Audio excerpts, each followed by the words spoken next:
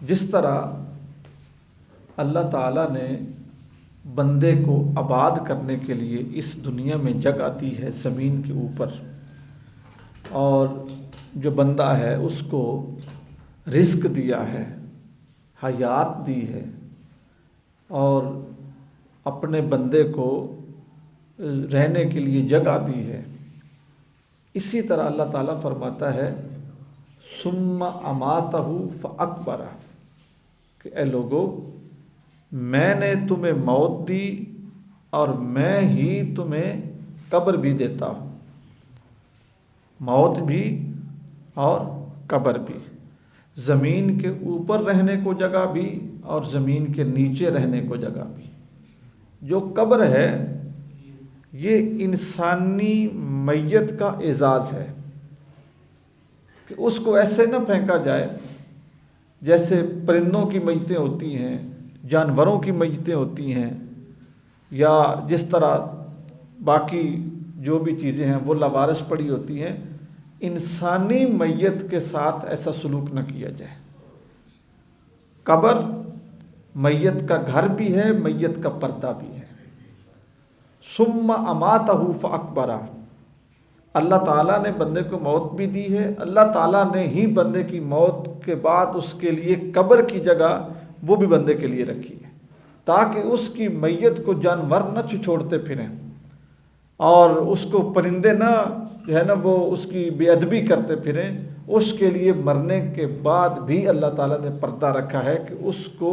پورے احترام اور عزت کے ساتھ اس کو دفن کرو اور اس کے اوپر مٹی دے دو کہ کوئی اس کی توہین نہ کرے۔ حضور اقدس صلی اللہ علیہ وآلہ وسلم کی شریعت میں جو شخص دنیا سے رخصت ہو جاتا ہے اس کا اتنا ہی احترام بیان کیا گیا ہے جتنا زندہ بندے کا ہے۔ زندہ بندے کے متعلق قرآن مجید فرقان حمید نے ارشاد فرمایا کہ کسی ایک شخص کو بغیر وجہ کے، بغیر فساد کے قتل کرنا اتنا بڑا جرم ہے گویا پوری انسانیت کو قتل کیا جا رہا ہے۔ حضرت عائشہ صدیقہ رضی اللہ تعالیٰ عنہ سے حدیث مبارکہ روایت ہے، حضور نے فرمایا قبر کے میت کی جو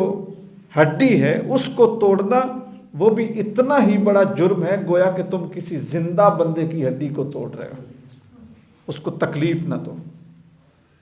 اس کی توہین نہ کرو، اس کے ساتھ کوئی ایسا سلوک نہ کرو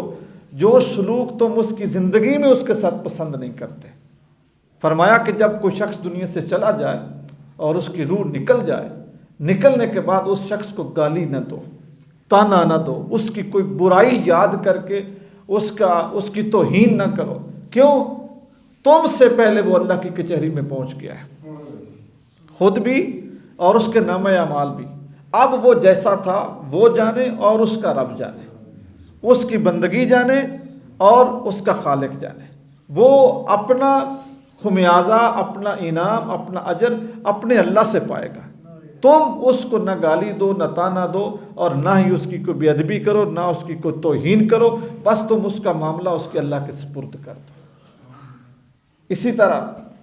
مرنے کے بعد مرنے والے کی جو ڈیڈ باڈی ہے اس کا مشلا کرنا، ناک کاٹ دینا، کان کاٹ دینا، منہ کاٹ دینا،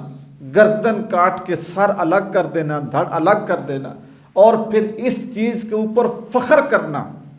نعوذ باللہ یہ اسلام میں حرام ہے۔ اسلام سے پہلے لوگ اپنے دشمنوں پہ جب غلبہ پاتے تھے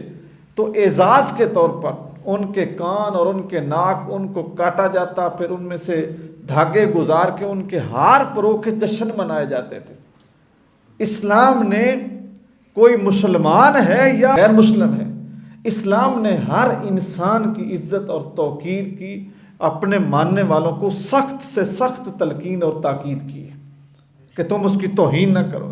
اس کی ڈیڈ باڈی کو نہ بگاڑو، اس کا مشلا نہ کرو، اس کا سر تن سے جدا کر کے اس کو جو ہے نا وہ مثال نہ بناؤ۔ حضرت ابوبکر صدیق رضی اللہ تعالیٰ عنہ کی بارگاہ میں ایک مرتبہ حضرت عامر جوہینی رضی اللہ تعالیٰ عنہ جو صحابی رسول ہیں ایک مشرک کا سر اتار کے لائے۔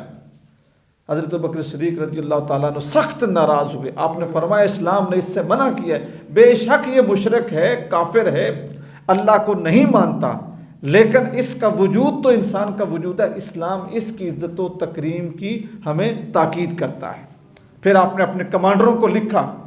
کہ وہ شخص جو کسی کا سر تن سے جدا کر کے لائے گا نا، وہ حد سے تجاوز کرے گا، میں اس کو سزا دوں گا. ہمارے رسول کریم صلی اللہ علیہ وسلم نے ہمیں اس چیز سے منع فرمایا ہے. تو جس وقت کوئی شخص دنیا سے چلا جائے، ہاں اس میں ایک دوسری چیز، یہ پوسٹ مارٹم، میں اس کی بھی آپ کو ایک گزارش کر دوں، اس کو سمجھ لیں آپ. پوسٹ مارٹم کی دو صورتیں ہوتی ہیں. یا تو یہ اس لیے کیا جائے کہ جو میت ہے اس کے اعضاء کی توہین کے لیے، اس کو بدصورت بنانے کے لیے، اس کی صورت بگاڑنے کے لیے، اپنے ایک جو نا دل کی بڑاس نکالنے کے لیے، اگر اس لیے پوسٹ مارٹم کیا جائے تو یہ حرام ہے. اس کے جائز ہونے کی صورت یہ ہے اگر تم اس کی موت کی وجہ تلاش کرنا چاہتے ہو کہ اس شخص کی موت کیوں ہوئی، کیسے ہوئی، سبب کیا بنا. ایک تو یہ صورت ہوگی اس کے جائز ہونے کی، پھر بھی اتنا اس کی اعضاء کو کاٹا جائے، یہ چیک کیا جائے کہ جس سے تمہارا مقصد پورا ہو جائے. اور دوسری چیز یہ کہ ہمارے جو میڈیکل کالج ہیں، علماء کرام نے فرمایا کہ تجربے کے لیے، سیکھنے کے لیے اور اپنے نئے آنے والے ڈاکٹرز کو سکھانے کے لیے، انسانی باڈی سے متعلق ان کی معلومات میں اضافہ کرنے کے لیے اگر آپ ان سے کچھ تھوڑا سا کام اس کے اوپر کرواتے ہیں تو اس کی اجازت ہے، تاکہ زندہ انسانوں کے لیے آسانی پہنچائی جا سکے. اگر اس لیے کیا جائے کہ اس کی شکل بگاڑ دیں یا اس کے کسی عضو کو نکال کے ہم اس کو بیچیں گے، فروخت کریں گے، جن سے بازار بنا دیں گے، پھر پوسٹ مارٹم کی اسلام میں اجازت نہیں ہے، پھر وہ حرام کام ہوگا. تو اس لیے پوسٹ مارٹم کے اوپر بھی اس چیز کو بڑے آرام کے ساتھ اور بڑے ٹھنڈے مزاج کے ساتھ سمجھنے کی ضرورت ہے. ہر میت اس قابل نہیں ہوتی کہ اس کا پوسٹ مارٹم ہی کیا جائے. بسا اوقات یہ کچھ چیزیں مقدمے درج کروانے کے لیے، پرچے کروانے کے لیے، FIR کے لیے لوگ خواہ ڈاکٹر ہمارے وہ پوسٹ مارٹم لکھ دیتے ہیں اور اگلے ڈاکٹروں کی فیسیں بنتی رہتی ہیں. اس سے کانوں کو ہاتھ لگانا چاہیے ان لوگوں کو جن کے ہاتھوں میں انسانیت کی مسیح آئی.